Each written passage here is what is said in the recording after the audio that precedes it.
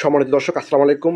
Iran ইতিমধ্যে পাল্টা হামলা শুরু করে দিয়েছে। ইরান থেকে শত শত ড্রোন, এর মধ্যে শাহেদ ১৩৬ অত্যাধুনিক ড্রোন বহর ইরাকের উপর দিয়ে ইসরায়েলের দিকে ধেয়ে আসছে, এরকম একটি খবর নিশ্চিত করেছে আল জাজিরা। এছাড়াও সোশ্যাল মিডিয়ার বিভিন্ন প্ল্যাটফর্মে দেখা গেছে যে ইরান পাল্টা হামলার প্রথম পদক্ষেপ হিসেবে শত শত ড্রোন ইসরায়েলের দিকে ছুড়েছে। গতকালকের হামলায় ইরানের আইআরজিসি একজন কমান্ডার এবং দুজন বিজ্ঞানী সহ বহু হতাহতের খবর পাওয়া গেছে। আর এই হামলার তীব্র নিন্দা জানিয়েছে এখন পর্যন্ত ইসলামী বিশ্বের প্রভাবশালী দেশ সৌদি আরব। দখলদার বাহিনী সম্ভবত এই হামলার মধ্য দিয়ে চূড়ান্ত একটা যুদ্ধের প্রস্তুতি নিয়ে ফেলেছে, কারণ তারা ইতিমধ্যে হামলার পরপরই সীমান্তে তাদের হাজারো সৈন্য জড়ো করেছে।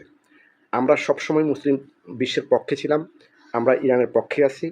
দেখা যাক এই হামলা কতদূর যায়। ইরান জিন্দাবাদ, দখলদার নিপাত যাক। আল্লাহ হাফেজ। সম্মানিত দর্শক, আসসালামু আলাইকুম। ইরান ইতিমধ্যে পাল্টা হামলা শুরু করে দিয়েছে। ইরান থেকে শত শত ড্রোন, এর মধ্যে শাহেদ ১৩৬ অত্যাধুনিক ড্রোন বহর ইরাকের উপর দিয়ে ইসরায়েলের দিকে ধেয়ে আসছে, এরকম একটি খবর নিশ্চিত করেছে আল জাজিরা। এছাড়াও সোশ্যাল মিডিয়ার বিভিন্ন প্ল্যাটফর্মে দেখা গেছে যে ইরান পাল্টা হামলার প্রথম পদক্ষেপ হিসেবে শত শত ড্রোন ইসরায়েলের দিকে ছুড়েছে। গতকালকের হামলায় ইরানের আইআরজিসি একজন কমান্ডার এবং দুজন বিজ্ঞানী সহ বহু হতাহতের খবর পাওয়া গেছে। আর এই হামলার তীব্র নিন্দা জানিয়েছে এখন পর্যন্ত ইসলামী বিশ্বের প্রভাবশালী দেশ সৌদি আরব।